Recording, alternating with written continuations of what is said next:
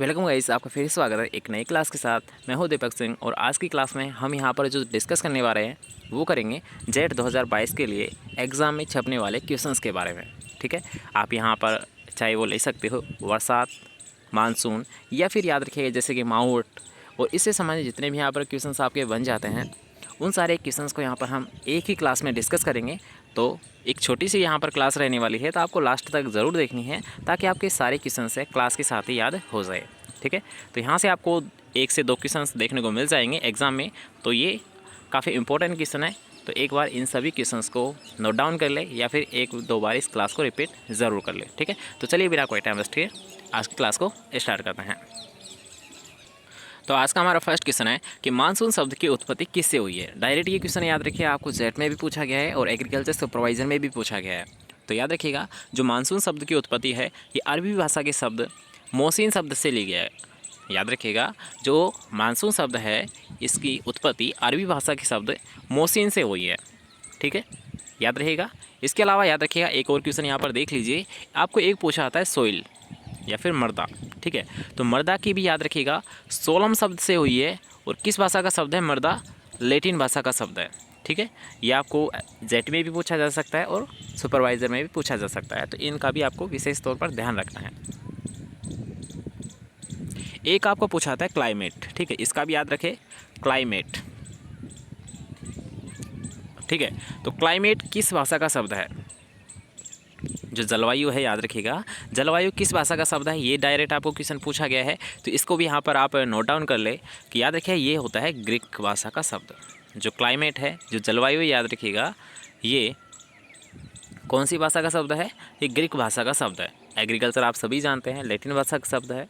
ठीक है, लेकिन जलवायु का याद रखना है ग्रीक भाषा का शब्द है। मानसून अरबी भाषा के शब्द मौसीन से लिया गया है और एक आपको अभी जस्ट बताया था सोइल किस भाषा का शब्द है, लैटिन भाषा का शब्द है। ठीक है, तीनों याद रहेंगे। चलिए नेक्स्ट क्वेश्चन की यहाँ पर बात करेंगे कि बरसात करने वाले बादलों को किस नाम से जाना जाता है, या फिर जो बरसात करते हैं बादल वो कौन से बादल होते हैं। तो याद रखिए वो होते हैं निम्बो स्ट्रेटस या फिर निम्बो स्ट्रेटस इन्हें बोला जाता है, जो बरसात करने वाले बादल होते हैं।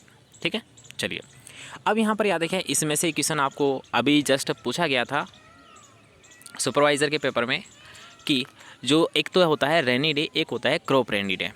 ठीक है, एक होता है रेनी डे, एक होता है क्रॉप रेनी डे।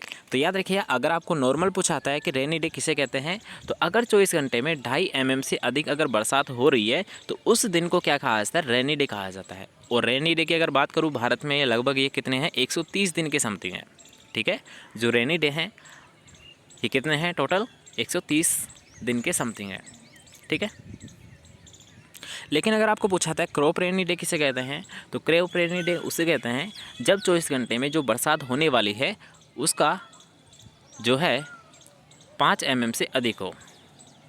याद रखिएगा दोनों में डिफरेंस क्या है कि अगर 2.5 mm से अधिक अगर बरसात हो रही है 24 घंटे में तो उसे तो हम कहते हैं केवल रेनी डे, और क्रॉप रेनी डे किसे कहते हैं जब जो बरसात है ये 24 घंटे में 5 मिलीमीटर से अधिक हो, तो उस दिन को हम क्रॉप रेनी डे कहा जाता है।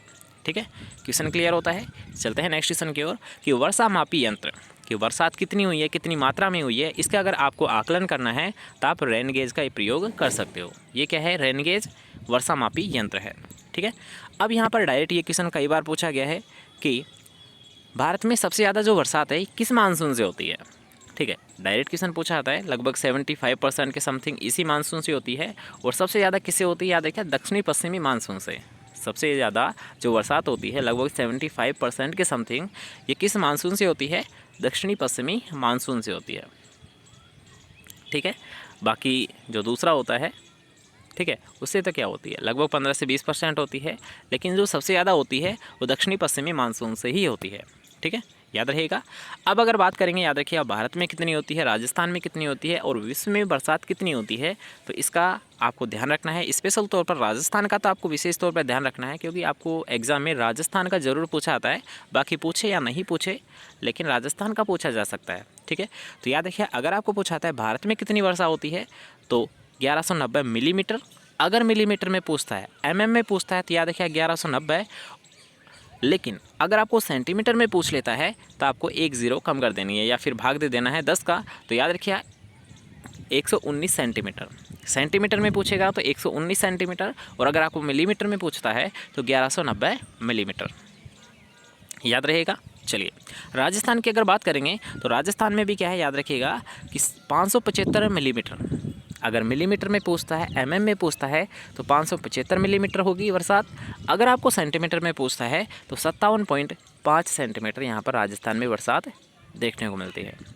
ठीक है, दोनों को याद रखिएगा विशेष तौर पर। इसको तो आपको याद रखना ही है कि राजस्थान में कितनी वर्षा होती है, 575 मिलीमीटर या फिर 57.5 सेंटीमीटर। विश्व में अगर बात करेंगे तो 1000 मिलीमीटर या 100 सेंटीमीटर आप कह सकते हो। ठीक है, चलते हैं नेक्स्ट क्वेश्चन की ओर। मावट किसे कहते हैं? ये क्वेश्चन आपको लगातार पूछा आता है। अगर रिपीटेड क्वेश्चन है आप बोल सकते हो वेरी वेरी इंपॉर्टेंट क्वेश्चन है, क्योंकि ये क्वेश्चन आपको पूछा आता है। सबसे पहले आप ये देख लीजिए कि मावट को याद रखिए गोल्डन ड्रॉप्स के नाम से भी जाना जाता है। गोल्डन ड्रॉप्स के नाम से मावट को ही जाना जाता है। इसके साथ साथ विंटर रेन या फिर सर्दियों की बरसात। क्यों? क्योंकि याद रखिए सर्दियों में होने वाली बरसात को ही मावट कहा जाता है। सर्दियों में होने वाली बरसात को ही मावट कहा जाता है। अब ये होती किससे, याद रखिए ये भी क्वेश्चन कई बार पूछा गया है। ये होती है याद रखिए पश्चिमी विक्षोभों के कारण। किससे होती है? भूमध्य सागरीय क्षेत्रों से उठने वाले जो पश्चिमी विक्षोभ होते हैं, याद रखिएगा उससे ये देखने को मिलती है क्या, मावट। और सबसे ज़्यादा जो ये लाभ पहुँचाती है ये रबी फसलों को पहुँचाती है, और विशेष तौर पर गेहूँ और चना को। याद रखना, हर एक इम्पोर्टेंट पॉइंट यहाँ पर बताए जा रहे हैं, तो आपको हर एक पॉइंट यहाँ पर याद रखने होंगे। मावट, जिसे याद रखिए सर्दियों की बरसात भी बोला जाता है, या फिर आप कह सकते हो मावट की डेफिनेशन अगर आपको पूछ लेता है तो बरसात, या फिर आप ऐसे बोल सकते हो पश्चिमी विक्षोभों के कारण सर्दियों में होने वाली बरसात ही क्या है, मावट है। मावट को ही याद रखिए गोल्डन ड्रॉप्स के नाम से भी जाना जाता है। जो मावट है ये सबसे ज़्यादा याद रखिए रबी फसलों को फ़ायदेमंद होती है, रबी फसलों के लिए फ़ायदेमंद होती है, और विशेष तौर पर याद रखिए गेहूँ और चने को ये लाभ पहुंचाती है। ठीक है, तीनों चारों क्वेश्चन आपको क्लियर हो चुके हैं। तो आते हैं हमारे नेक्स्ट क्वेश्चन की ओर कि आइसोबार क्या होता है। याद रखा कई बार ये क्वेश्चन पूछा गया है कि आइसोबार किसे कहते हैं। ठीक है, हर एक पॉइंट यहाँ पर आपके लिए स्पेशल छांट कर लाया गया है ताकि आपको वही यहाँ पर पॉइंट कवर कराए जो कि आपको एग्जाम में डायरेक्ट पूछे जा सकते हैं। ठीक है, तो आपको जितनी भी यहाँ पर 10 दिन या फिर 7 दिन की आपकी जितनी भी क्लासें लगेंगी उनको आपको एक भी क्लास मिस नहीं करनी है, क्योंकि यहाँ से लगभग क्वेश्चंस आपके एग्जाम में देखने को मिल जाएंगे। ठीक है, तो आइसोबार क्या होता है, याद रखिए समान वायु दाब वाले स्थानों को मिलाने वाली काल्पनिक रेखा होती है। विशेष तौर पर ध्यान रखना है यहाँ पर कि समान वायु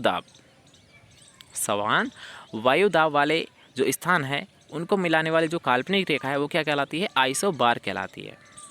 ठीक है, कंटूर क्या होता है, कंटूर याद रखिएगा जैसे कि विभिन्न ढलान होती है या फिर समान ढलान वाले बिंदुओं को मिलाने वाली एक काल्पनिक रेखा। याद रखिएगा समान ऊंचाई वाले बिंदुओं को मिलाने वाली काल्पनिक रेखा ही क्या होती है, कंटूर होती है। जैसे कि आपने सुना तो होगा ही कंटूर फार्मिंग किसे कहते हैं। ठीक है, तो कंटूर का मतलब समान ऊंचाई वाले बिंदुओं को मिलाने वाली एक काल्पनिक रेखा।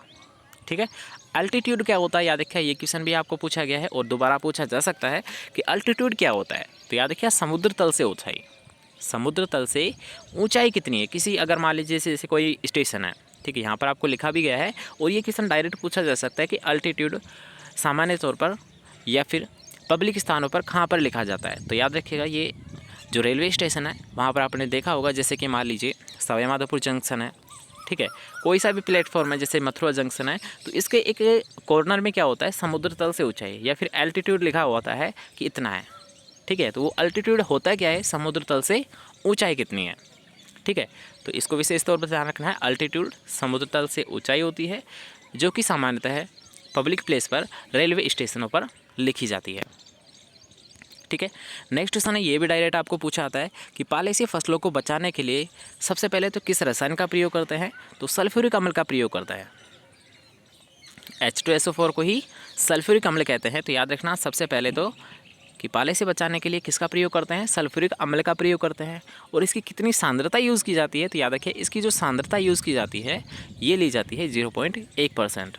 कितनी सांद्रता ली जाती है इसकी, 0.1% इसकी सांद्रता ली जाती है। ठीक है, क्वेश्चन क्लियर होते हैं। चलते हैं नेक्स्ट क्वेश्चन की ओर। अब यहाँ पर याद रखिए 3 यहाँ पर पॉइंट लेंगा वेदर फोरकास्ट से। वेदर फोरकास्टिंग का मतलब होता है कि मौसम का पूर्व अनुमान लगाना। नाम से स्पष्ट हो रहा है कि जो मौसम है इसका पूर्व अनुमान लगाना, जैसे कि बरसात होगी या फिर नहीं होगी, आंधी आएगी या फिर नहीं आएगी। ठीक है, इस प्रकार का जो पूर्वानुमान होता है ये 3 प्रकार से लगाया जाता है। कितने प्रकार से? 3 प्रकार से लगाया जाता है। एक होता है शॉर्ट डे, एक होता है मीडियम वाला और एक होता है लॉन्ग डे। ठीक है, short day forecasting, medium day forecasting और लॉन्ग डे फोरकास्टिंग।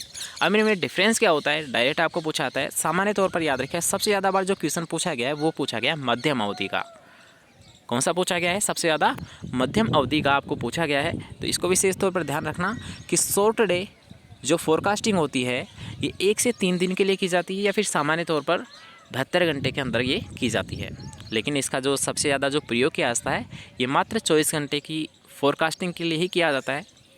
ठीक है, अगर आपको रेंज पूछता है तो 1 से 3 दिन या 72 घंटे के अंतर्गत कौन सी फोरकास्टिंग की जाती है, याद रखिएगा शॉर्ट डे फोरकास्टिंग की जाती है। ठीक है, लेकिन जो हम जनरली यूज़ करते हैं इसका शॉर्ट डे का वो 24 घंटे के अंतर्गत करते हैं। ठीक है, आते हैं नेक्स्ट पर कि मीडियम डे फोरकास्टिंग। तो मीडियम डे का याद रखिए, सबसे ज़्यादा जो अगर कृषि के क्षेत्र या फिर एग्रीकल्चर में जिसका सबसे ज़्यादा प्रयोग होता है वो कौन सा होता है? मीडियम डे फोरकास्टिंग का। ठीक है, सामान्यतः सर्वाधिक उपयोगी है कृषि के क्षेत्र में, वो कौन सी है? मीडियम डे की है। और इसका जो रिसर्च स्टेशन है फोरकास्टिंग का वो नई दिल्ली में स्थित है। कहाँ पर स्थित है?